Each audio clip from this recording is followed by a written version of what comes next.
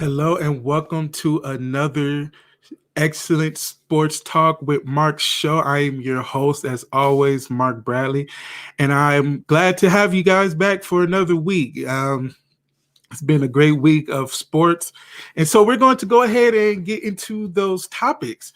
As always, I appreciate everybody who came to the show. As always, you're more than appreciated by being here. And so, yeah, let's go ahead and get basically preview of the topics of what we are going to talk about. And so, first, we are going to discuss the NCAA basketball season. It's basically in the middle of it. It's January, still a lot of basketball to be played in the college world, but it's going by really quickly. And so, we're going to go ahead and talk about that. Then we're also going to talk about the the NBA basketball season as well. And it's been some good games that's been happening lately, and then we're also are going to talk about that as well. And then we are also going to talk about the NFL, the championship games for the AFC and the NFC that's going to be happening this weekend. So we're definitely going to talk about the Final Four teams that are currently still looking for that championship, looking to get into that championship game. We're going to go ahead and discuss that. So like each and every week, if you guys have any questions or comments, or you just want to talk about your favorite sports team being good or bad, or just anything in general sports related, by all means, please put it in the comment section below, and we will go ahead and we will discuss it. So let's start off with our first topic. So the NCAA has been moving along very quickly. It's been some great teams that's been happening. Some great things has been happening in the NCAA basketball college realm. And then we wanted to go ahead and highlight some of the teams that are doing very well as of late, and who are definitely contenders and things of that nature. So we want to go ahead and look and dive into those right quick. So we want to go ahead and talk about let's start with the let's start off with the standings. So we're going to start there, and then we're going to move on ahead to the top 25 rankings. So let's start off with the ACC.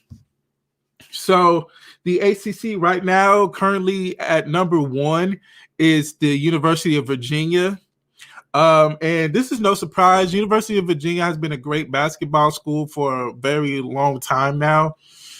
And it's to no surprise that the school is playing very well like they are. So that's no surprise. The University of Virginia is playing very well right now. And then we also have Virginia Tech. Virginia Tech is playing very good basketball this year with an 11-2 record, which is very surprising because we usually don't see Virginia Tech very competitive in the ACC for basketball. For that matter, that's a big shocker. That's a big shocker for the conference at And then let's also continue on. Florida State is number 3 right now. Florida State has always been a good basketball school. Pittsburgh is playing very well at the 4th spot. Let's move down to some of the shocking parts of this conference right now, and that is Duke and North Carolina, who are usually competing each and every year for the ACC top honors. But for right now, they are not playing well at all. Duke has been losers of 2 games in a row, currently have a 9-5 record, and they're very good at home, but very bad on the road, which is, I'm sorry, I'm looking at North Carolina. Duke is currently 5-4 right now with the 2-game losing streak, so they're really not playing very well right now. North Carolina right now is 9-5 with a 5-0 record at home, but a 1-4 record on the road. That's not going to get things done as far as them trying to compete against people like Virginia, who's seems to have it figured out in the division and are beating people in their own division, which you have to do if you want to win the conference. Virginia right now is 5-0 in their conference, so they're beating up the ACC, and that's not an easy task to do. So right now they're doing what they have to do to win. And look, Duke and North Carolina has to do a lot of makeup to get into the first the top three at least, because the way Virginia is playing and the way Virginia Tech is playing right now, it's going to be hard to really see them move up into that type of top spot. But I mean, there's always a chance, Duke and North Carolina could make it as lower seeds in March Madness. I mean, because their name carries weight as it is. I mean, anytime you can have Duke and North Carolina in March Madness, things are going to work. And look, I feel like they're going to make it, but they're not going to be that dominant team that we know for those both schools to be. So as of right now, they have a lot of things to work out. They have a lot of things to work out right now, and it's going to take them a while. Now, like I said, the season is still very, very early, but look, they have a lot of making up to do, and they're going to get it. They're going to get it. So, you have to 1 second, David. I seen your comment, and I have to edit the audience, so let me go ahead and do that. There you go. Perfect. Okay. Hey, Mark, in your opinion, who's your sleeper pick in the NCAA that no one's talking about if you have one? You know what? It's a lot of teams that, you really have to look out for. Now, it's kind of hard to predict these things, especially within the NCAA March Madness, because, look, each and every year we always make our brackets, and our brackets get busted in like the first games, the first weeks. It's always hard. But if I have to say like a team that's, really had to look out for that nobody's really talking about, I know this is very weird because they're fourth in the rankings in college basketball, but Iowa. Not a lot of teams is talking about Iowa that, they have a great player, a national player of the year in Luka Garza, I believe that's his name. But, Iowa doesn't get too much respect that they need to. So you really have to look out for them. And also Texas.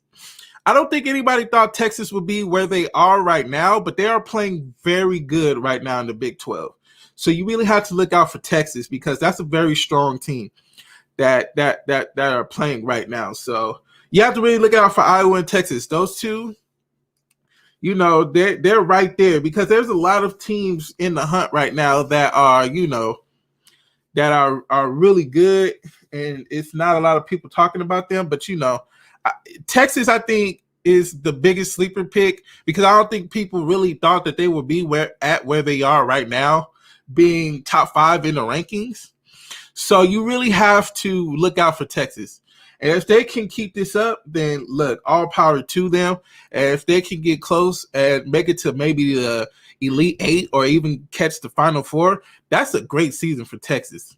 And we all know Texas to be a football school. Nobody really cares much about basketball in Texas, just to be honest with you. But there's some good teams in Texas. So yeah. Okay, so let's move on to the Big 12 division right now. And just like we just was talking about Texas, they're number 2 right now, but they're behind Baylor, who's having an amazing season right now. Number 1, they're undefeated with a 13-0 record. They're just mowing along just teams in the Big 12. And so it's hard to see Baylor not competing for an NCAA college basketball championship. I just don't see how they wouldn't be front runners to win it. They have very strong guard play. They're very tough defensively. I mean, it's hard to not see them making it.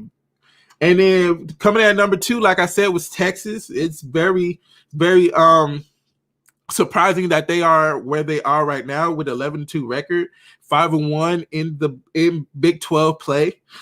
And then coming in at number 3 is Texas Tech with the 11-4 record, and that's a sneaky team, Texas Tech, very strong basketball school.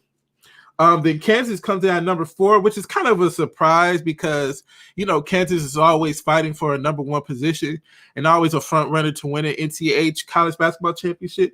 But they're no good right now. I mean, well, they are good, but they're, not competing as well as they should be in the Big 12.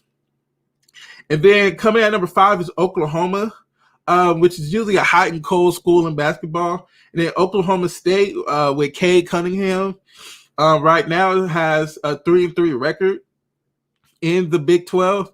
And I thought about this, with Cade Cunningham, he's going to be the number 1 pick, most likely in the NBA draft. But, like I said, you really get these star players, but then the rest of the team is really not up to speed as their star player. It was kind of like, I compared it to Trae Young. Like, you can clearly tell Trae Young was going to be a top player in college, but the team was no good. Like, Trae Young had to carry that team so much when he was in his time at Oklahoma. It's just kind of the same with Cade Cunningham. He's struggling. I mean, he's playing well, but the team is struggling. So, it's crazy to really think about it. And then to round out the rest of the Big 12 is West Virginia, TCU, Kansas State, and dead last is Iowa State. And they really haven't played too many games with only a 2-7 record. So they had a lot of postponements. So, that's always tough. And then so we have the Big East basketball, which is usually brings out a lot of great teams, a lot of underrated teams as well. So coming in at number 1 is Villanova, who's always a strong basketball team. They love their basketball out there in Philly, and Villanova is just, moving along the whole conference. So Villanova is number 1. Creighton's another underrated team with the 10-4 record, but unfortunately they have lost 2 in a row, so they need to figure it out very quick. Seton Hall is number 3 with a 6-3 record in the Big East with a 9-6 record overall, so they have a lot to figure out. The UConn is usually another good team. They're unfortunately not playing as well as they should with a 4-2 record in the Big East, so they have a lot of things to figure out. And so let's round it out with Providence, Marquette, who's usually a strong team, Butler, St. John's, Georgetown, and DePaul. So that's basically what's going on in the Big East. And let's continue on to the Big Ten. Big Ten has a lot of teams that are strong as well. Number 1 is Michigan. Michigan, who's usually a strong basketball team as well, right now has a 7-1 record in the Big Ten with a 12-1 record overall and playing very well at home, undefeated at home right now, which is you always want to beat people on your home court, always want to do that. Coming in at number 2 is Iowa. Iowa has a 6-2 record in the conference, 12-3 record overall. So, you have to look out for Iowa. Iowa's going to compete for a championship as well. Then Wisconsin is 3rd with a 12-3 record, also 6-2 record. So it's a tie right now between Wisconsin and Iowa. And then we have Purdue, who's playing very well. Nobody really thinks about Purdue when it comes to basketball. But right now they have a 6-3 record with 11-5 overall record. So that's very good for Illinois. And then Purdue, and Illinois is right behind them, also with a 6-3 record in Big Ten play and 11-5 overall. I thought Illinois is going to compete a little bit better than they are right now, but they have time to figure it out. And then let's round out the rest of the conference with Ohio State, who's usually a good basketball school, Minnesota, Indiana, Rutgers, Northwestern, Michigan State, Maryland, Penn State, and Nebraska. Nebraska is dead last, which is usually not the case with them. So let's continue on. Let's keep moving on to the SEC. And so right now in the SEC, Alabama. Alabama right now has been playing great basketball. With the 7-0 record in the SEC, won 8 games in a row, guys. And are right now 12-3 overall, which is very good for Alabama, who's excuse me, usually not a basketball school, but you know they're playing very well. So if Alabama can win their conference and then they won the NCAA football college championship, hey, this is a great sports year right now for Alabama. Coming in at number 2 is LSU, who's usually a good basketball school with a 5-2 record, 10-3 overall. Unfortunately, they did lose their last game, so that hurts them. Tennessee with the 4-2 record right now, 9-2 overall. One has won 2 games in a row. Then we have Florida right behind them with a 4-3 record, 7-4 record overall, 4-3 record in the SEC play. And so let's round out the rest. So Mississippi State is 5th. Kentucky is coming in at number 6, which is a big shocker because Kentucky is usually the cream of the crop of the SEC, but they have not been playing well whatsoever. They have a 3-3 record in conference play in SEC against the SEC, which is cool, but they can do a lot better. Right now they have a 4-9 record overall, which is crazy. But they have lost their last 3 games, and that is not Kentucky-like at all. Kentucky is always usually number 1, but not this year. Then we have Arkansas coming in number 6, Georgia number 7, Texas A&M, Mississippi, South Carolina State, Auburn, and Vanderbilt is dead last, which is usually the case, but you know they have time to figure it out. And so let's round out the last Power 5 conference, and that is the Pac-12 conference. So right now, UCLA is number 1, and I thought they would be a very competitive team, UCLA, because they was competitive last year. They was very competitive last year. Number two is Oregon. I'm sorry, let me go back. UCLA right now is undefeated in the conference with an 8-0 record. 12-2 overall record. They're playing very strong at home and away as well. So got to give UCLA their props. Coming in at number 2 is Oregon. Right now they have a 4-1 record in the Pac-12. 9-2 overall, undefeated at home, playing very strong. And then coming in number 3 is USC with the 5-2 record, 11-3 overall. They're currently 8-1 at home, which is very strong. 2-1 on the road. They did lose their last game, unfortunately, to Oregon State, I believe. Number 4 is Arizona with a 5-3 record, 11-3 overall. Colorado is a 5-3 record, so it's a big log jam at the top right now. It seems like UCLA right now is becoming the premium team of that conference. But between 2 to 5, it's still very close. And then to round out the rest is Colorado, Stanford, Oregon State, Utah, Washington State, Cal Berkeley, Arizona State, who I thought was going to be a lot stronger. Everybody was hyping them up, but unfortunately they're not playing up to par. And then Washington is dead last, which is very shocking because usually Washington can play a little basketball out there. So that's basically the standings for that. And then so let's talk about the standings just overall in general. Right now, number 1 is Gonzaga.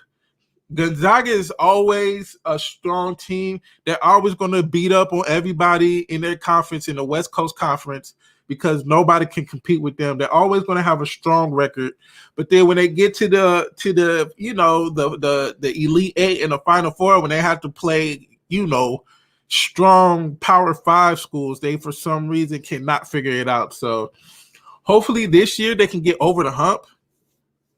But Gonzaga is always going to beat up on their conference. They're always going to do that. And then so let's talk about number 2 is Baylor. Baylor, like I said, is going to be a strong team. Number 3 is Villanova. Number 4 is Iowa. Number 5 is Texas. Number 6 is Tennessee. Number 7 is Michigan. Number 3 is University of Houston, who's a great basketball school as well. Number 9 is Kansas. 10 is Wisconsin. Number 11 is Creighton from the Big East. Texas Tech, Virginia, 13. West Virginia is 14. Ohio State is 15. Virginia Tech is 16. Minnesota 17. Alabama 18. Missouri 19. Clemson 20. Oregon is 21. Illinois is 22. UConn is 23. UCLA 24. And St. Louis, a big shocker right there, is 25. So it's a lot of Power Five heavy teams in the top 25, because a lot of the other schools, like smaller schools who have really good records, a lot of their stuff is there's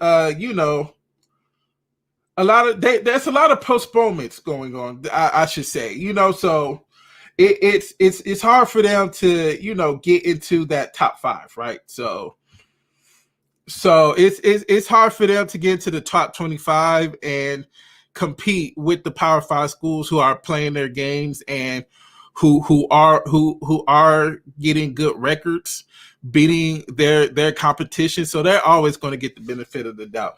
So you just have to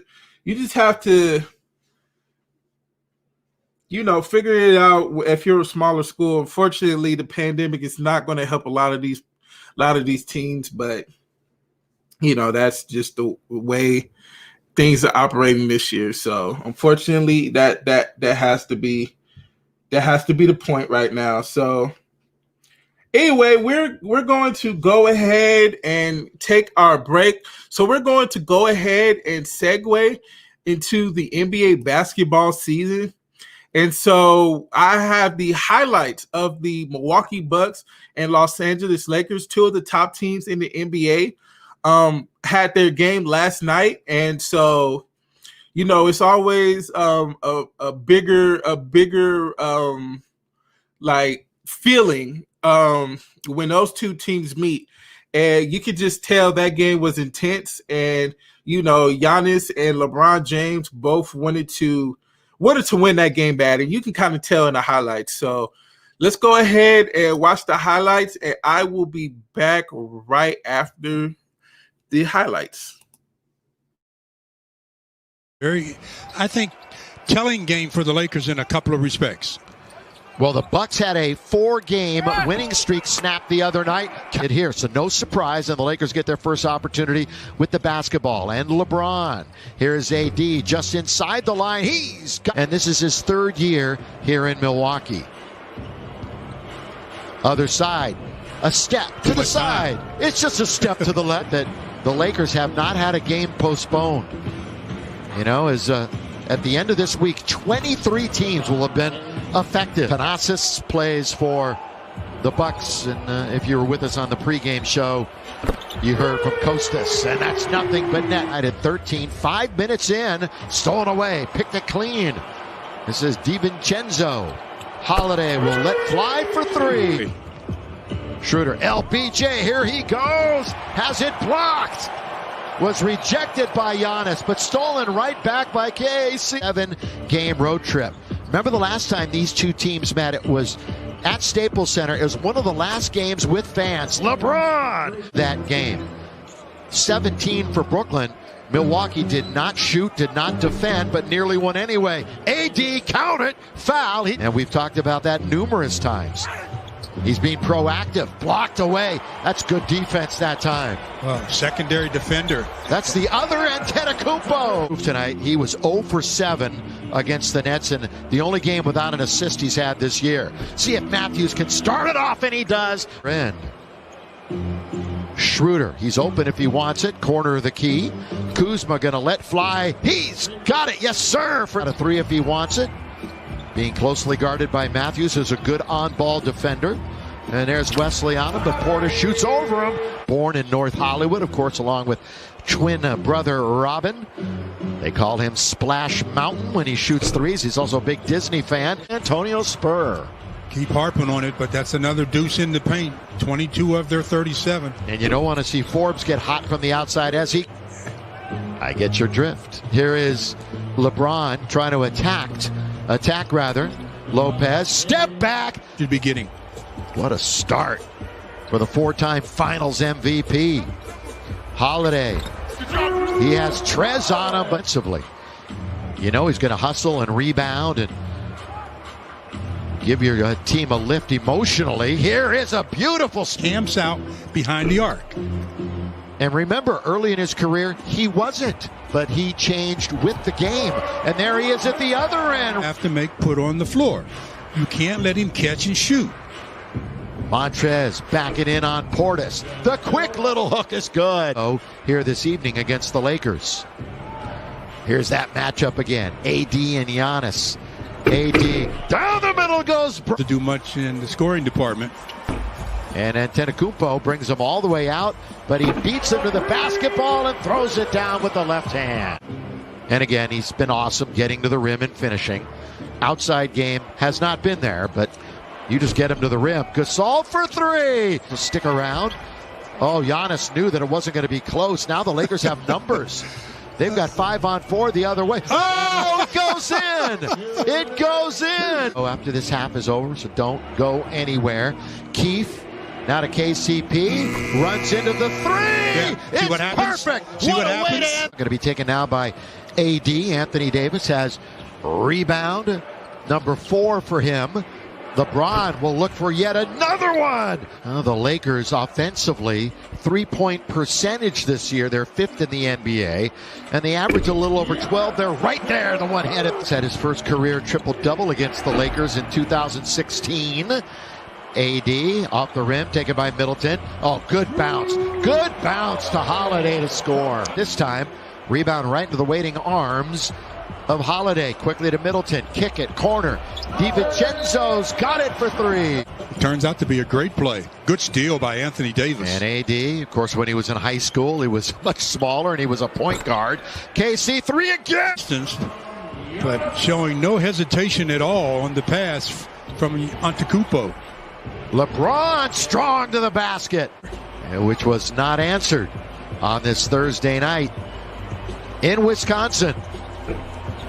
Baseline, that was 12. Buck, biggest lead was 7. They've only got 5 on the clock. All kind of mismatches out there, though. And a Holiday, that settles it. Take it. Davis has 16 on the night.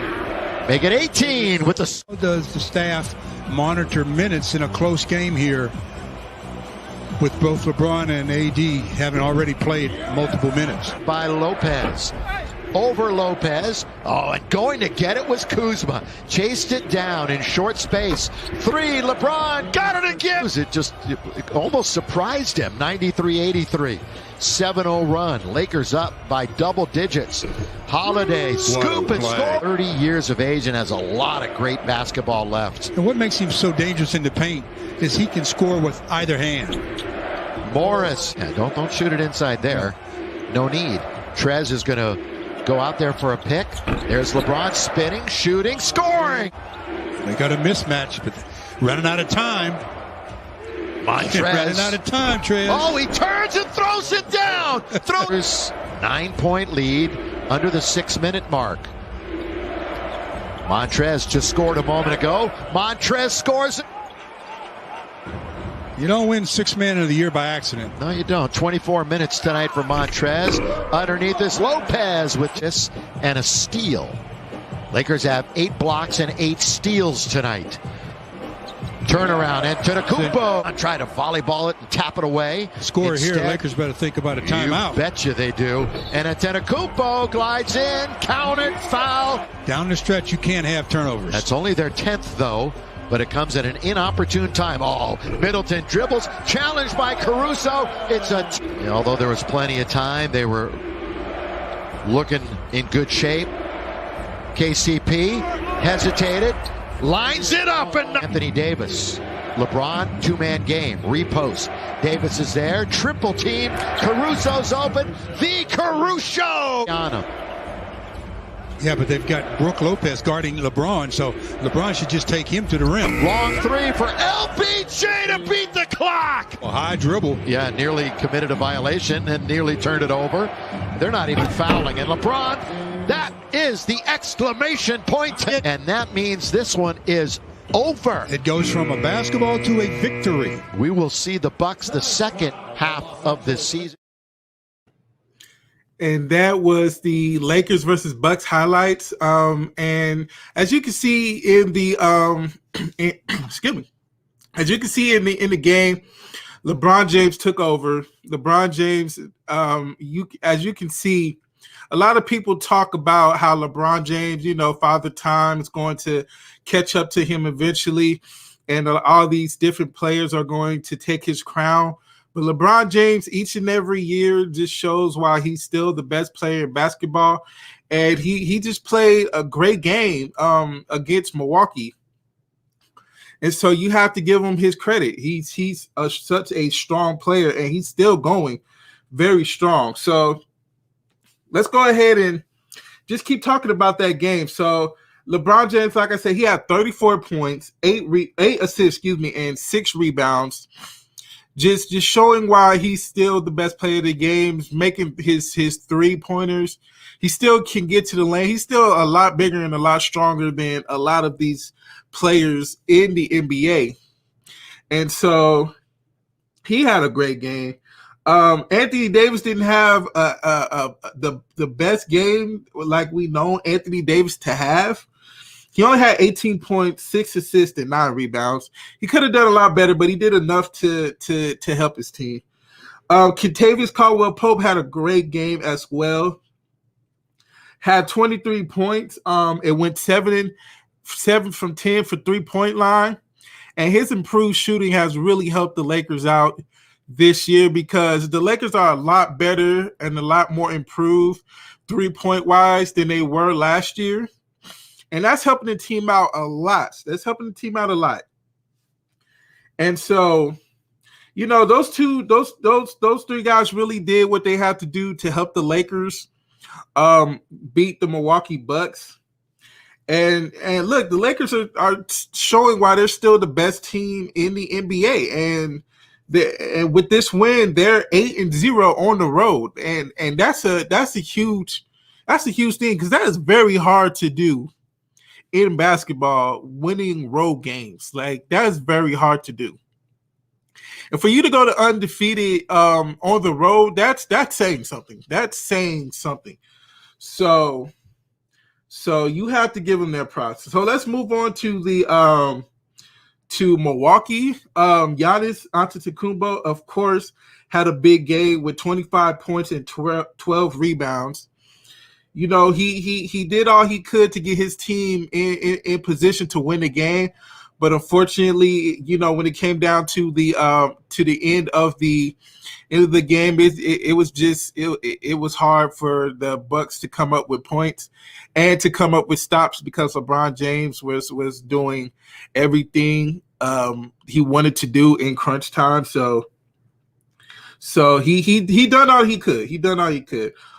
Chris Middleton had a great game with 20 points and 7 assists. And Chris Middleton is always going to have a high scoring game. Chris Middleton is a very good player. Drew Holiday, a new addition to Milwaukee, had 22 points, 7 assists, and 5 rebounds. And he's a great addition to the Milwaukee Bucks. Unfortunately, he had a lot of times where he tried to guard LeBron James. And unfortunately, LeBron James is just too big and too strong for Drew Holiday to guard. So it's hard for Drew Holiday to go out there and cover LeBron for the whole game. I think next time they have to figure out to put Giannis Antetokounmpo on LeBron James, but then who's going to guard, Anthony Davis? This is like pick your poison, right? It's tough to really stop the Lakers. So this was a big game. This could potentially be a championship game. I'm not saying that it's going to be, but look, it's definitely had potential to be one. And if it's to the point where the Lakers is dominating these matchups against the Milwaukee Bucks, then they're going to have mind control over Milwaukee, and it's going to be in the back of their minds that Giannis has to do a little bit more, just a little bit more, to finally dethrone LeBron James and the Los Angeles Lakers, because as of right now, I don't see anybody doing that. I just don't. It's just hard to see the Lakers not being front runners to go back to back to NBA champions. So we'll have to see. So let me go ahead and move on to the next game I wanted to get into, and that was the Brooklyn Nets and the Cleveland Cavaliers. Now, the reason why this was a big game, because this was the first game that Kyrie Irving, James Harden, and Kevin Durant played together on the same court.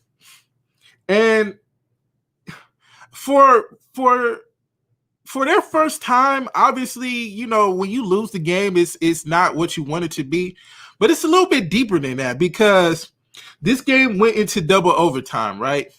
And you can kind of see the potential in this lineup that Brooklyn has. But when it came down to crunch time, it looked like they was fighting for possessions. Brooklyn was like, one time Kyrie Irving just went down the court, did his dribble moves, put up a shot, didn't work. James Harden went down, tried to get his dribble moves, didn't work. Kevin Durant, you know, is going to get the ball, do his isolation thing.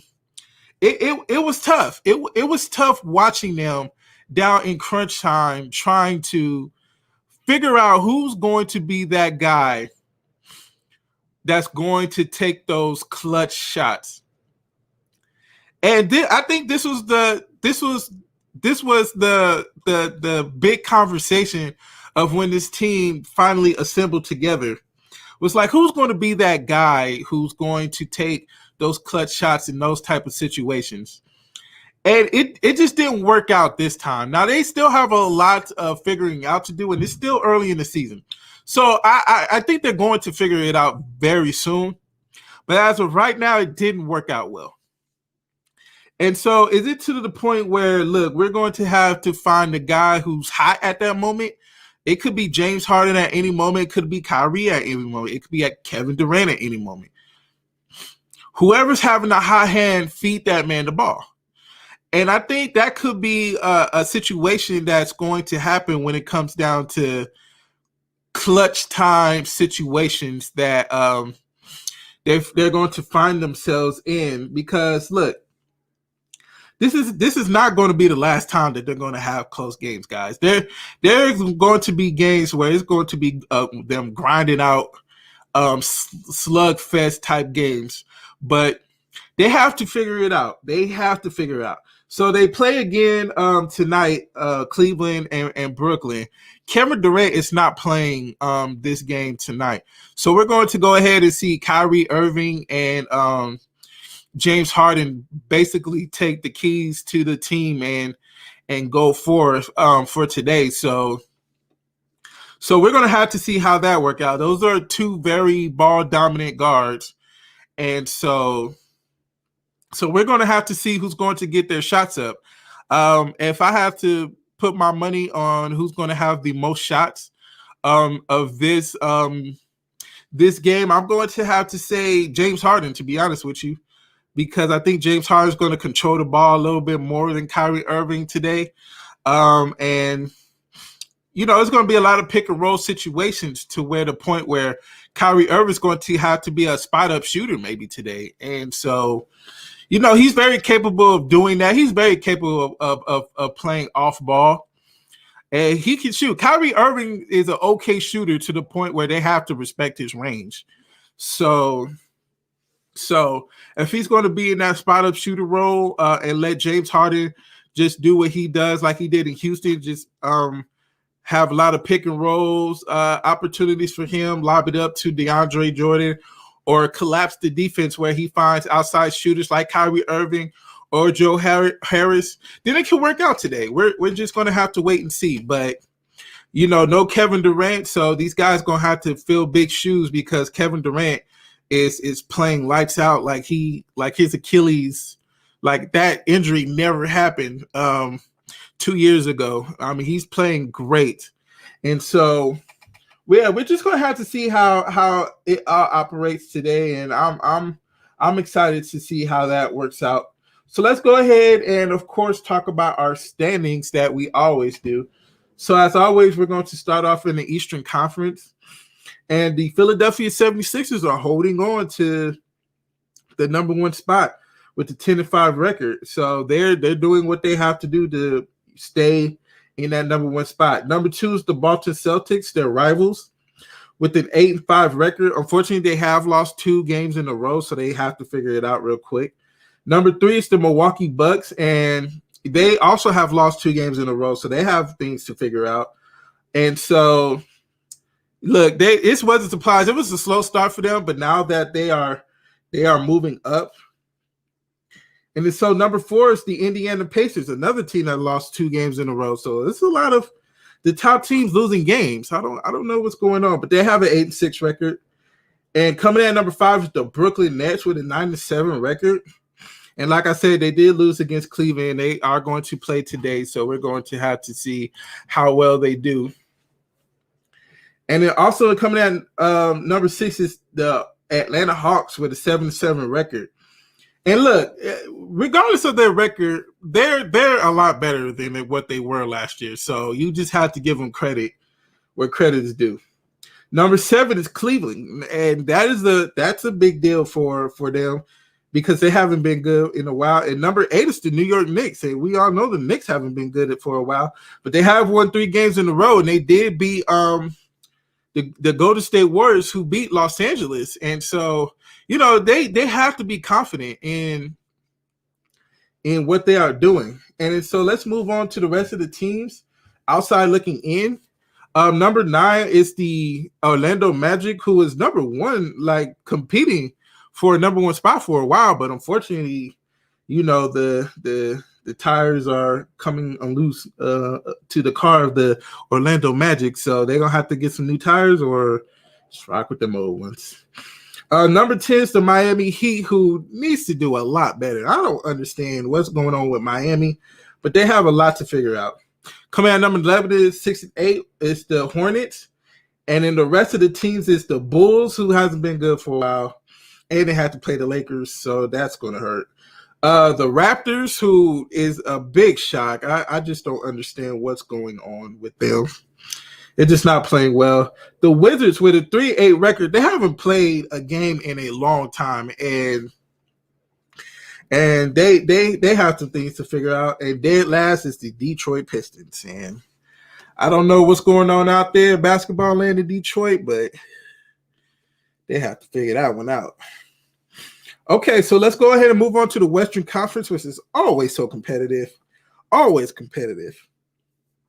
So number 1 is the Los Angeles Lakers. And so, you know, it's weird. They play very well on the road, but when they get home, it's just weird. They can't figure it out. All their losses came at home with the 4-4 record. But on the road, they're just different people on the road. I don't know what it is, but it's very funny. It's very funny to really think about. Number 2 is the Utah Jazz, playing very great basketball as of late, winning 7 in a row. They have an 11-4 record. Number 2, well, tied for number 2, with the Los Angeles Clippers. They have won 5 in a row, so Los Angeles is playing very well right now. And number 4 is the Phoenix Suns, who are a different team this year. They are playing very strong basketball. That Chris Paul effect is too real, guys. Chris Paul, wherever he goes, is going to be a good team. Coming in number 5 with the 8-6 record is the Trailblazers. They have lost their last game, but they are moving up a little bit. Number 6 is the Grizzlies, but they have a lot of postponed games happening right now. So they have a lot of ground to make up, and you know they have to figure that one out. Coming out number 7 is the Warriors, and look, lately they've been playing well. They did lose to the Knicks, who, are playing decent, but the Warriors, look, they have to figure it out. They could be a playoff team, but then it's like they also can't. So it's like you really don't know with them. Coming at number 8 is the Spurs. And, anytime you have Coach Popovich there, you're going to have a good, a strong competing team. And so let's round out the rest of the Western Conference, the outside teams looking in. So coming at number 9 with a 7-7 record is the Mavericks. And I thought the Mavericks were going to be a better team. I thought they were going to compete for maybe like the 4th or 5th position. But right now they're not really doing that well. They need to step their game up. Number 10 is the Denver Nuggets. And the Denver Nuggets is another team I thought would be competing, especially making it to the Western Conference Finals last year. They have a lot of work to do as well. And, it's kind of hard with the Nuggets because usually they play very well at home because that fan support there in Denver is very strong. And you can kind of tell they feed off of the fans' energy there in at their stadium. So the Nuggets has to figure it out. Coming at number 11 is the Oklahoma City Thunder with a 6-7 record. And look, we thought they was going to be very bad, but they're playing a lot stronger than people give them for. And they have a lot of draft picks for the next couple of years. So they can rebuild very strong with a lot of through the draft. And if they can hit on their draft picks, which they usually do, they can have something going on in the Thunder in the next couple of years in Oklahoma City. Coming at number 12, the Pelicans. And look, we all thought the Pelicans was going to be a lot better than what they were, but, they're still a very young team. That's a very young team there in New Orleans. So it's a lot of growing pains there. It's still a lot of work that they need to do to compete for a championship. So, and coming at number 13 is the Sacramento Kings, who started off strong, but now they are not. They recently lost 4 in a row, so they have a lot of things to figure out. The Houston Rockets are 14th. Second to last. They're not playing very well. They still have a lot of things to figure out now. I think that they will get a little bit better now that John Wall, hopefully his health can get a lot better because we all know John Wall to be very injury prone. Victor Oladipo as well is very injury prone. DeMarcus Cousins is injury prone. It's a lot of question marks there with their health there in Houston. If they can keep it up and remain healthy, I see them moving up a little bit. Maybe not to a playoff contention, but, probably a team that's going to be on the outside looking in. But they have a star now in Christian Woods, man. He's definitely playing like a most improved player in the NBA. That man is a strong player. And I guess Detroit didn't know what they had in him, but he's doing very well in Houston. And dead last right now is the Minnesota Timberwolves. And, that's still a young team as well. And also the injury to Karl-Anthony Towns hurts them as well. So that's round out the basketball talk. So what I'm going to do is give you some more highlights as we continue on with our next topic, which is the NFL championship games. And so we're going to watch the highlights of the Browns and the Chiefs game. I know I've been having a lot of Browns highlights lately, but they've been having some interesting games lately. So what I'm going to do is I'm going to share my screen because I could not edit the film because it was too long. So I'm going to share my screen, and so I will be back after the highlights. I hope you enjoy them, and we will get into the NFC and AFC championship game talk. So I will be back. 4 guys rush. I don't want to see 5 or 6 guys, Jim. Just 4. Williams is the ball carrier. He gets to start. 1 second. Williams in motion. He and Le'Veon Bell will do the bulk of the work out of the backfield today. There's Kelsey. Go. Mahomes down the middle of the field. He's got Hill. And Hill slips to a tackle. Takes it inside the 30. 2nd and 4. And again from the gun. May have gotten the Browns to jump. Flags are out. And the throwaway. Mahomes looks around. Neutral zone infraction. Defense. 5-yard penalty results in a first down. He set him back a yard for a second. Let's make it a 2-yard loss. 2nd and 12. Mahomes got all kinds of time. Not a whole lot of room over there, but a broken tackle. Mahomes gonna run it in. Sidestep touchdown, Kansas City.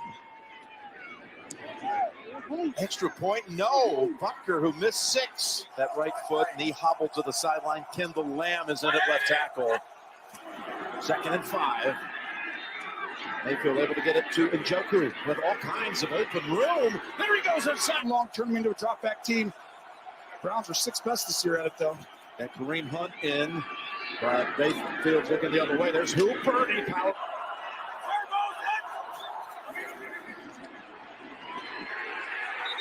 They got him. Snead, who just Taking out what Dorsey started. They got a bright future. Starts with this play though, Jim. 3rd and 21. And the Browns put opening drive points on the board for them.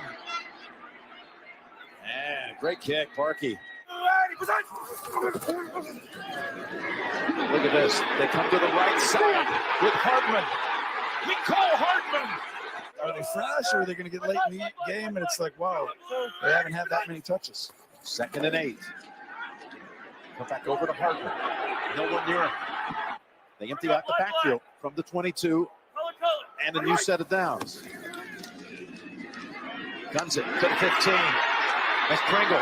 Lowers his head, ducks the tackle. 2nd and 19. There's Kelce at the 10. Leaps. 2nd and 6.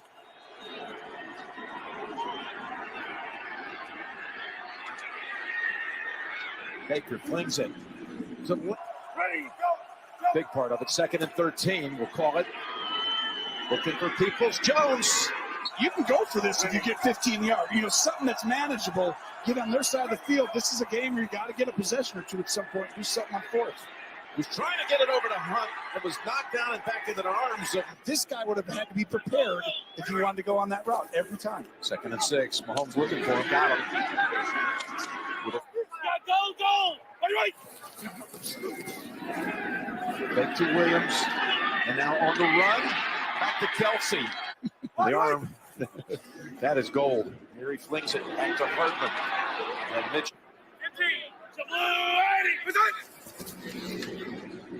Same play they started the series with Williams. Holding. Number 73 offense. 10-yard penalty from the spot of the foul. Replay the down. First down.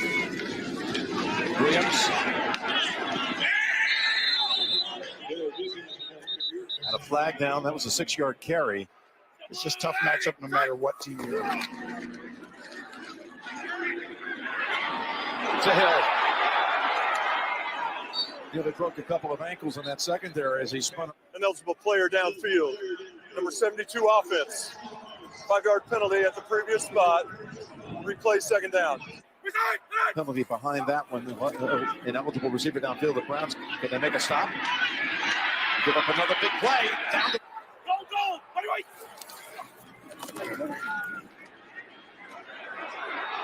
Will they run with it? Back foot and all, yes. Come on, get on in there. Someone's got a blitz right there. Backing up instead. Here's another blitzer. They go to Williams. What a tackle. From 50. And this is the longest playoff. 2nd and 10 throw. And another flag comes out on the Kansas City secondary. That's interference. Number 11 offense. It is. 10-yard penalty. Replay 2nd down. All right, everybody. So for the second time, I'm going to go ahead and just continue on. And if you guys were on YouTube, they took me down. So I guess the highlights they didn't like that too much. So it's all good. But anyway, so let's go ahead and continue on for the last half of the show. Is the last topic is the NFC. Excuse me, the AFC and the NFC championship game, and so right now we have the the Tampa Bay Buccaneers and the Tampa Bay Buccaneers. Excuse me, I don't know why I'm drawing the blank. Tampa Bay Buccaneers and the Green Bay Packers. And so that's going to be a big game. You know, two veteran quarterbacks and Tom Brady. That Tom Brady effect just went over to Tampa Bay, and now his first NFC Championship game is going to be a big one against Green Bay at Lambeau Field in that bad weather. And so that's going to be a strong game. It's going to be a fun game to watch. I believe it's going to be a very high-scoring game. And so I'm just going to go ahead and give my predictions off top. And I think that the Green Bay Packers are going to go ahead and move on into the championship, the Super Bowl, excuse me. Because anytime you have Aaron Rodgers playing the way he is, the MVP that he's most likely going to be, if he's playing well, if the defense played like they did against the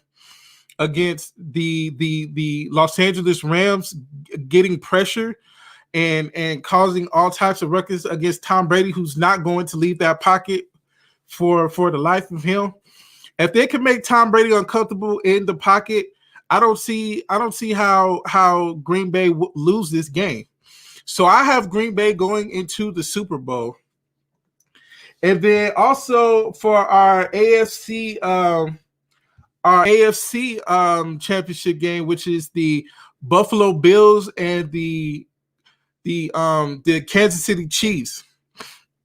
That's going to be another high-scoring game as well. I believe so. Two very great offenses. But I'm going to have to go ahead and give it to the Chiefs this year. I think the Chiefs are going to go back to the Super Bowl. I think Patrick Mahomes is going to play his heart out, especially after last week leaving the game against the Cleveland Browns with the concussion, and Chad Henne doing what he had to do to win the game against the Browns.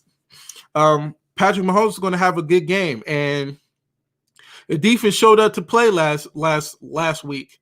Defense showed up and played well. And if they can do that against Buffalo, which is going to be very hard because Buffalo is a very great team, guys. And if Buffalo can play like they did against Lamar Jackson and get pressure like they did, just like what Green Bay did, they could win. But you know, Patrick Mahomes is a very good mobile quarterback. I mean, Lamar Jackson is too, but you know, Patrick Mahomes just have a better arm than Lamar Jackson. So, and he trusts his arm a lot more.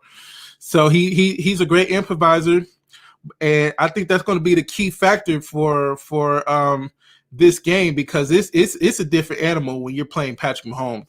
Let me be honest with you. It's a different animal when you play Patrick Mahomes. So I have my Super Bowl set, which is going to be Green Bay versus the Kansas City Chiefs. And of course, as next week, we're going to round out our talk for the NFL for the big Super Bowl game. And so I'm excited to see how these games unfold this weekend. So I just want to thank you guys for coming as always. Unfortunately, the YouTube stream went down, so we're going to have to figure that one out. But for Facebook and Twitch, I appreciate you guys coming. On Twitch, I'm not going to host anybody because I'm most likely going to be back in another hour just to hang out and play some games probably with you guys. So we'll be back in an hour with that. But on Facebook, I appreciate all the likes, all the comments, all the shares. I appreciate you guys. And we will be back here as always from noon to 1 Pacific Standard Time as we go ahead and talk about more great topics in the world of sports. So until next time, everybody, peace.